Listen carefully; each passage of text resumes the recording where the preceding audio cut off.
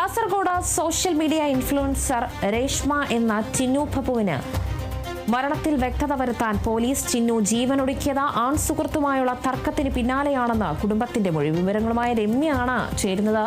രമ്യ, എന്തായാലും ചിന്നുവിന്റെ postmortem report ഇപ്പോൾ പുറത്തു വന്നിട്ടുണ്ടോ? പോസ്റ്റ്മോർട്ടം നടപടികൾ കഴിഞ്ഞോ? സംസ്കാര നടപടികൾ എങ്ങനെയാണ്? പോലീസ് അന്വേഷണ നടപടികൾ എങ്ങനെയാണ്? Renuka, social media influencer Chinnu Pappu എന്ന രേഷ്മയുടെ മരണത്തിൽ വ്യക്തത വരുത്താൻ ഒരുങ്ങിയിരിക്കുകയാണ് പോലീസ്.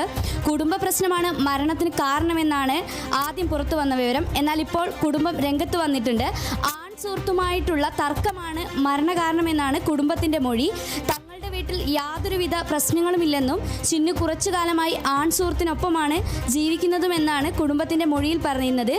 എന്നിരുന്നാലും പോലീസ് നിലവിൽ കേസിൽ വ്യക്തത വരുത്തിയിട്ടില്ല. യുവാവിൻ്റെയും സുഹൃത്തുക്കളുടെയും മൊഴി രേഖപ്പെടുത്തിയാൽ മാത്രമേ കേസിൽ വ്യക്തത വരുത്താൻ കഴിയുകയുള്ളൂ.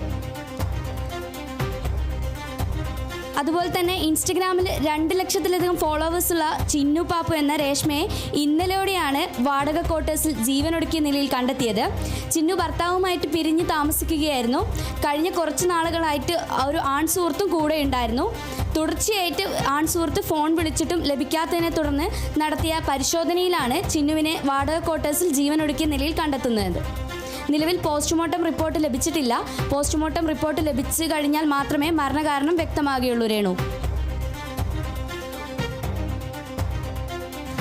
ശരി രമ്യ. കാസർഗോഡ് സോഷ്യൽ മീഡിയ ഇൻഫ്ലുവൻസറായ അതോടൊപ്പം തന്നെ കോണ്ടന്റ് ക്രിയേറ്ററായ രേഷ്മ എന്ന ചിന്നുവാണ് കഴിഞ്ഞ ദിവസം വീട്ടിൽ ആത്മഹത്യ ചെയ്തത് എന്നതാണ് മനസ്സിലാക്കാൻ കഴിയുന്നത്. ചിന്നു ജീവനൊടുക്കിയ നിലയിൽ കണ്ടെത്തുകയായിരുന്നു. ആൺ സുഹൃത്തുമായുള്ള തർക്കത്തിന് പിന്നാലെയാണ് ഈ മരണം എന്നതാണ് കുടുംബത്തിന്റെ മൊഴി. എന്തായാലും ചിന്നുവിന്റെ അച്ഛൻ അല്പം മുമ്പ് മാധ്യമങ്ങളെ കണ്ടപ്പോഴും ഇത് തന്നെയാണ് പറഞ്ഞത്. തന്റെ വീട്ടിൽ ചിന്നുവിന് യാതൊരു ബുദ്ധിമുട്ടുകളും ഇല്ലായിരുന്നു. പക്ഷേ ആൺ സുഹൃത്തുമായുള്ള ബന്ധമാണ് ഈ വിഷയം, അല്ലെങ്കിൽ അതായിരിക്കാം ഒരു പക്ഷേ മരണകാരണം എന്നുകൂടിയാണ് കുടുംബവും മൊഴി നൽകുന്നത്. എന്തായാലും ഇന്ന് പോസ്റ്റ്മോർട്ടം നടപടികൾ നടക്കും. വിവരങ്ങൾ പങ്കുവച്ചത് രമ്യ CR ആണ്.